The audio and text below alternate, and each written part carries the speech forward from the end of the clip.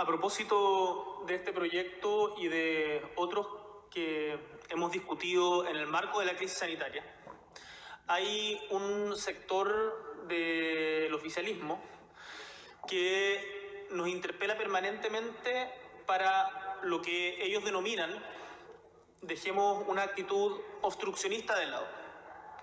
Sin embargo, producto justamente de la actitud no obstruccionista, sino de buscar mejorar proyectos como este, es que, por ejemplo, el bono COVID, con el cual nosotros no estábamos de acuerdo como política pública, pero entendíamos de que era necesario, ya que el Ejecutivo es el que tenía la facultad para presentarlo, logramos que, gracias a la discusión en el Parlamento, se ampliara en cerca de 600.000 personas quienes lo van a recibir.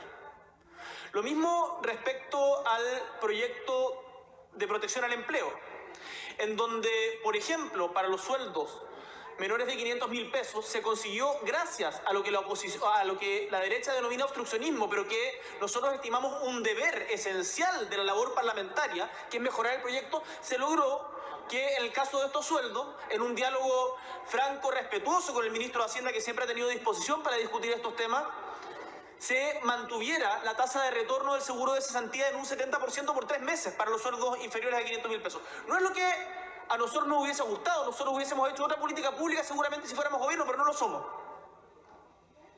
Y en ese sentido, nuestro rol es mejorar las propuestas del gobierno.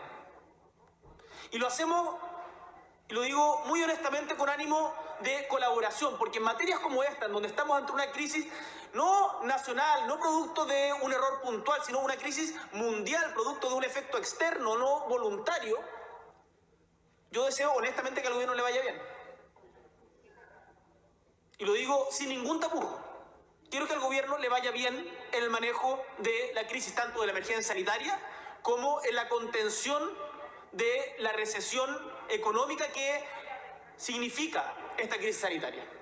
Vamos a tener muchas diferencias, pero hay un ánimo que tiene que primar, que es de colaboración para lograr acuerdos que nos permitan avanzar como país.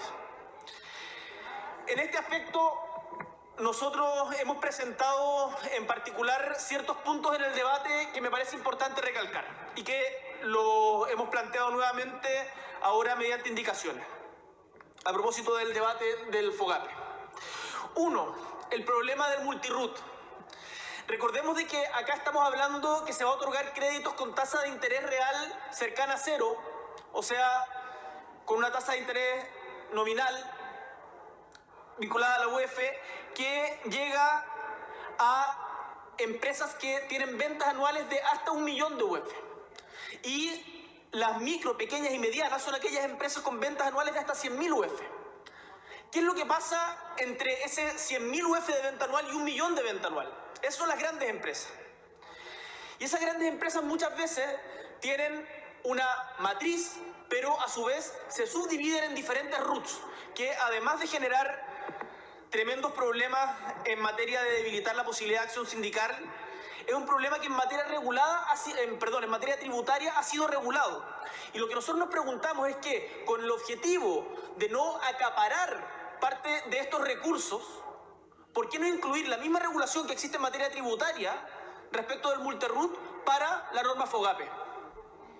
Esa es una de las indicaciones que hemos presentado, justamente para que no haya un acaparamiento a través de pequeñas empresas que en el fondo son un disfraz o la mitad de una sombra de la empresa grande, le quiten oportunidades a pequeñas empresas que lo necesitan de manera urgente. En segundo lugar, no más despido.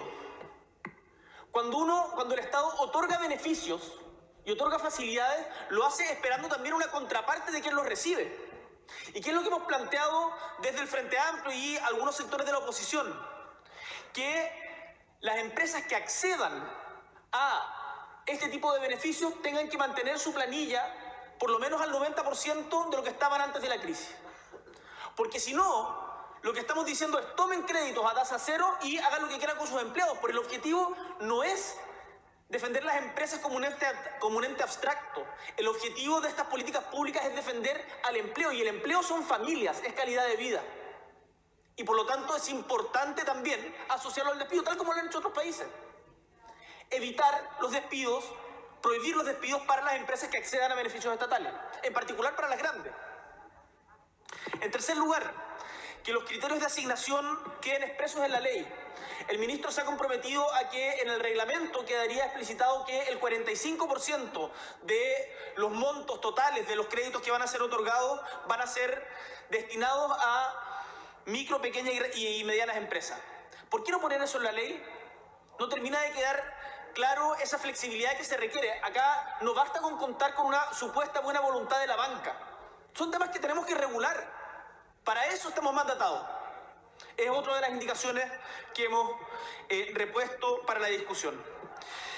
Afortunadamente, como bien decía el ministro, respecto de la utilización de los fondos que provengan de este crédito, esto por la misma norma FOGAPE está establecido la prohibición del retiro de estos fondos para que sean utilizados estrictamente en el pago de sueldos, en el pago de arriendo o de los costos hundidos de cada empresa, cosa que era una preocupación que teníamos en un comienzo y que nos parece que está correctamente abordado en la norma anterior.